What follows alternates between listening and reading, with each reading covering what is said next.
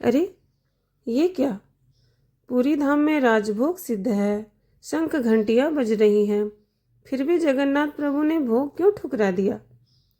क्या कारण है कि प्रभु मंदिर की स्वर्ण दीवारों को छोड़कर एक मूर्ख भक्त की टूटी झोपड़ी की ओर बढ़ जाते हैं?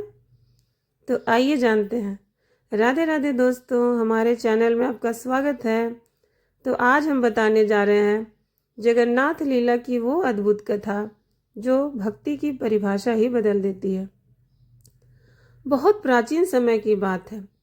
समुद्र की लहरों से आशीर्वाद पाता हुआ जगन्नाथ मंदिर अपनी पूर्ण गरिमा में विराजमान था। प्रतिदिन नियम पूर्वक भोग लगता, आरती होती और पूरा धाम शंखनाद से गूंज उठता था।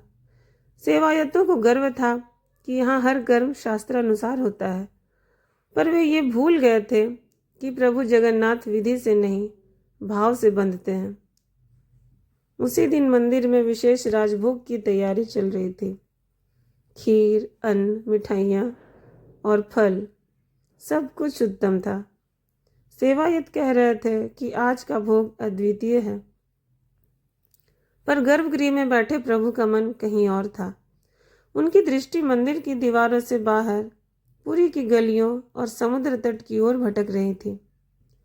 मंदिर से कुछ दूर समुद्र के किनारे माधव नाम का एक वृद्ध मछुआरा रहता था।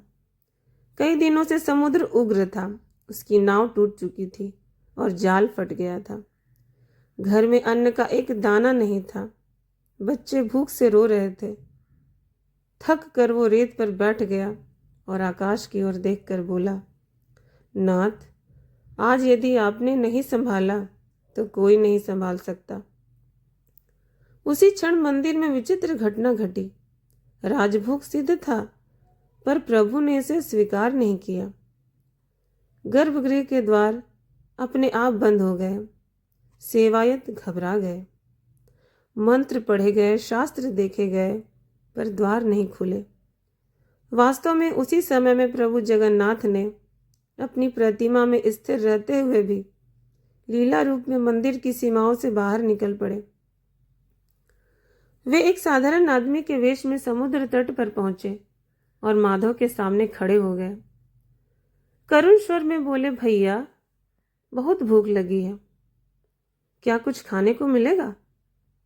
माधव की आंखें भर आई।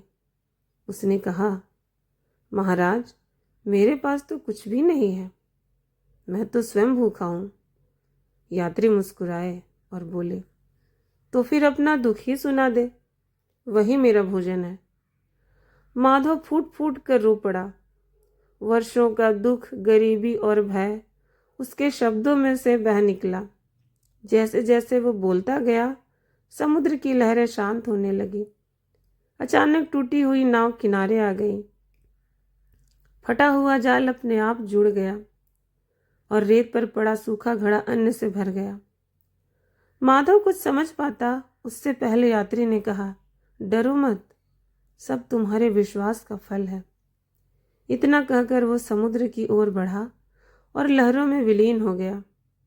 उसी क्षण मंदिर के गर्भगृह के द्वार स्वतः खुल गए। राजभोग जस का तस रखा था, पर प्रभु के नेत्रों में अद्भुत तेज था, मानो वे अभी अभी किसी करुणा लीला से लौटे हों।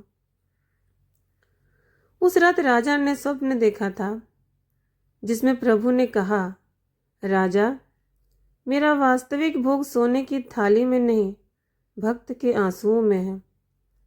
अगले दिन राजा ने आदेश दिया कि मंदिर का अन्न प्रतिदिन गरीबों, मछुआरों और असहायों में वितरित किया जाएगा। सभी ने समझ लिया था कि प्रभु नियमों से नहीं, करुणा से प्रसन्न होते हैं। ये जगन्नाथ लीला हमें सिखाती है कि भगवान मंदिर की दीवारों में सीमित नहीं होते। जहाँ सच्ची पुकार और निष्कपट विश्वास होता है, वहीं जगन्नाथ स्वयं पहुंच जाते हैं।